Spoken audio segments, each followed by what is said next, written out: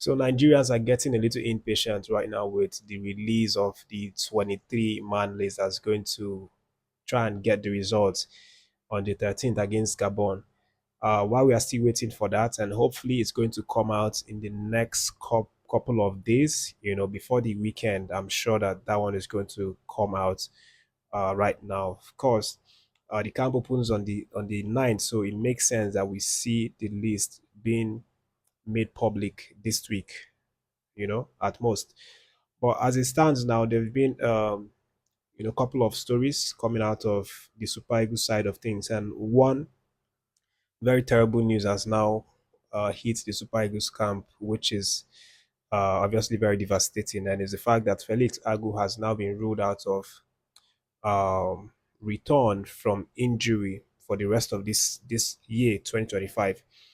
And this comes out after the Werder Bremen team doctor, in the person of Peter Nemeyer, came out and effectively uh, ruled out Felix Agu returning anytime this year.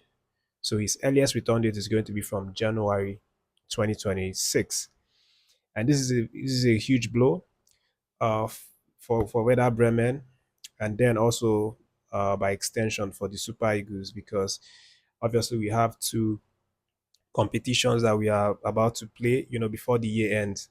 And the first one, of course, starting this month on the 13th, we have the playoffs competition, FIFA World Cup playoffs competition. We are in the semis to play against Gabon. And then if we win that one on the 16th, we play the finals against either of Cameroon or DR Congo. But it's so bad, it's so sad right now. I mean that this man is not going to play in the playoffs, and is also not going to be available to play in the Nations Cup coming up from December 23rd, where we have our first game. Right now, Jarek Shaw is going to be looking at other options to replace Felix Agu. We also don't have Ola Aino, so it's going to be very, very difficult to find a way to replace a like for like fullback, But we just keep hoping for the best. Of course, there's still a possibility that Jarek Shaw might invite some natural fullbacks this window. We talk about a couple of players, Coyote Michael being one of these players.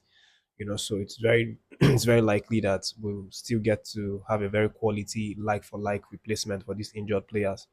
But moving away from that, guys, let's talk about uh, former Super Eagles head Coach Gernot Rohr, who's currently the coach of the Benin side. So Coach Gernot Rohr has come out to reminisce and talk about his time as a Super Eagles head coach and the players that he could have landed for the team. Of course, he's credited to have landed a couple of players who are currently in the team, doing very well. The likes of, Osimhen, I think Kavembasi of as well, Chukwueze, and a list of other important players for the team currently. But he has come out now to kind of have a flashback and regret about not being able to land Michael Olise, who currently plays for Bayern Munich, but decided to refuse Nigeria to play for France. But Ross said that, but Ross right now is revealing that he actually chased Michael Olise very much. He put in a lot of interest. He and NFF, they wanted to convince Michael Olise to come play for the Super Eagles under Gernot Rohr at that period, because he was scouting Michael Olise for a while, and then he saw the talent, the quality at a very young age. Then Michael Olise was probably around 17, 18 years old. And General Raw spoke with him and tried everything that he could to convince Olise to come play for Nigeria. But he said that it was very difficult. It was very difficult because the young man he had his mind fixed on the Blues, which is a French team. Even at that very young age, he always had that belief that he was good enough to play for France, and that obviously led to disappointment. Gujarat had to let him go, and right now looking back and realizing that he almost landed this young man who's like one of the uh, best players, best wingers currently in form right now, in the world. Is now reminiscing and talking about how it could have been a, a reality that Olise is playing for Nigeria. And I can only imagine what that would look like. Would be very, very, very, very good, for the Nigerian team. Our attack would have been very, very sophisticated. Would have had a more, player that can actually create a lot of chances. If you watch the way this guy plays with the Bayern Munich team, he's just someone that has this quality. He can manufacture passes from out of nothing. If you saw the Chelsea versus Bayern Munich game in the Champions League played a few weeks ago, Olise was easily the best player on the pitch, even when Palmer and all of these creative guys were on the pitch. Olise showed his quality and was the reason why they actually won that game emphatically. So it would have been a very, very good thing. But I mean, the man chose what he chose, and obviously we are happy that everything is going really well for him. Is making uh, his family proud, making waves week in week out for Bayern Munich. When he goes to play for France, he plays a lot. He shows his quality and he keeps getting call ups. So it just shows you that this man is indeed a very talented player, just like back, at 17 years old when Gernot Ross spotted him. But this is what Gernot Ross said recently about Michael Olise. He said, Olise is a fantastic player. I really value him highly and have known him since my time as national coach in Nigeria. We did a little bit back then to convince him. I wanted him to play for Nigeria and my team. Even then, his great potential was undeniable. In the end, though, he unfortunately declined. He knew he could make it with even bigger footballing nations and ultimately decided to play for France.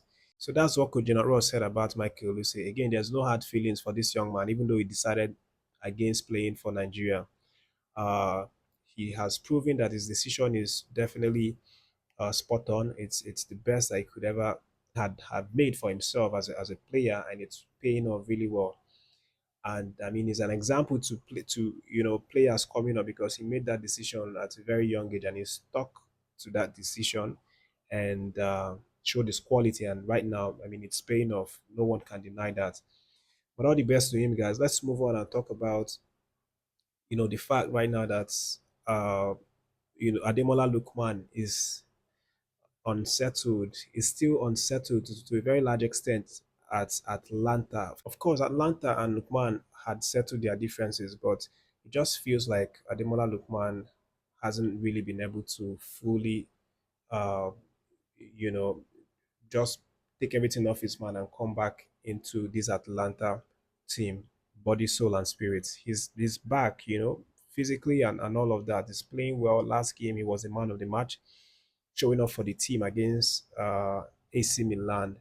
But again, right now, the story coming out from the Atlanta camp is that Ademola Lookman has now submitted a transfer request saying that he would love to leave in January, that the club should please allow him to leave in January. They should look for a club and try to help him move on.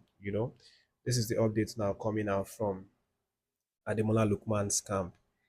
And I mean, if you look at it, you would just it's almost very clear. If you watch Ademola Lookman recently, you would see that there's almost no joy, in the way that in his mind or in his facial expression, he doesn't even laugh too much these days. Even when he won the Man of the Match award in the AC Milan versus Atlanta game, and he had to pose for the camera to take a selfie with his Man of the Match award, he was just felt like he was faking a smile. It was not a very natural smile. So that shows a lot. That obviously tells us that his mind has left Atlanta.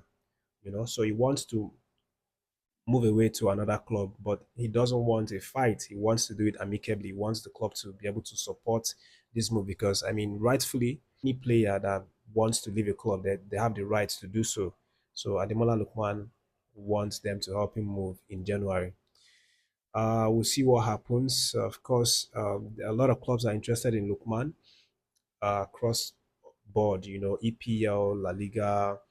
uh, French Ligue, 1, etc. So it's just going to be interesting to see the club that will finally win the race to land Lookman in January. And to wrap, guys, Victor Osimhen has come out to give an interview recently ahead of their Champions League game against Ajax. I think that match is tomorrow.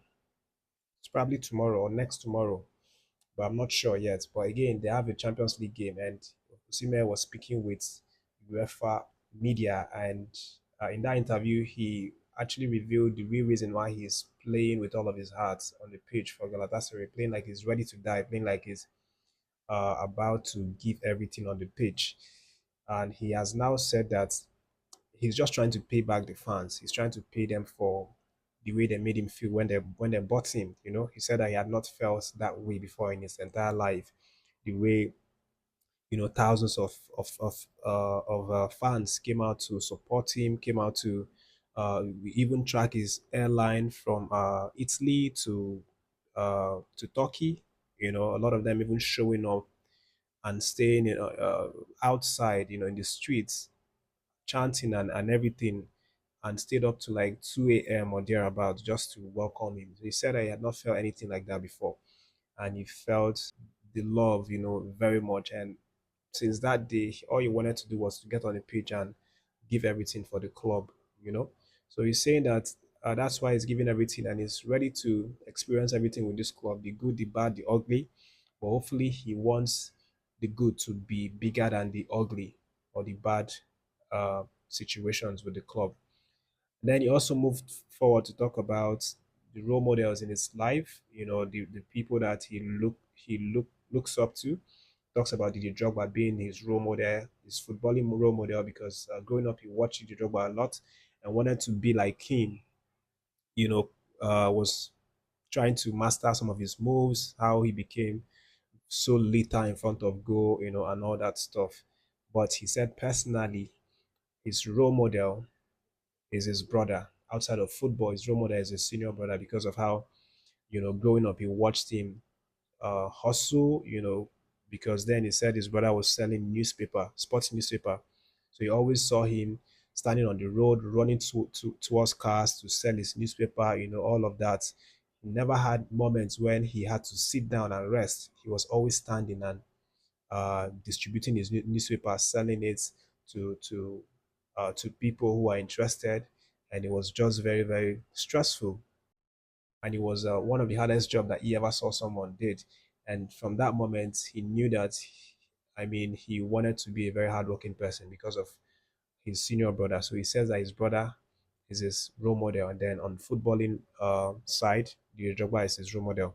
So that's what Victor Osimhen has said. And again, it's a blessing that he experienced this hardship growing up, because it was actually what molded him into the hardworking young man that he is today. Every time he's playing football, you know that someone is on the pitch working really hard to get the result for his team. So their game tomorrow against Ajax is going to be very interesting. I'm sure Osimhen is going to be given the nod to start that match because he's fully fit, he's ready to get the result for his Galatasaray Football Club.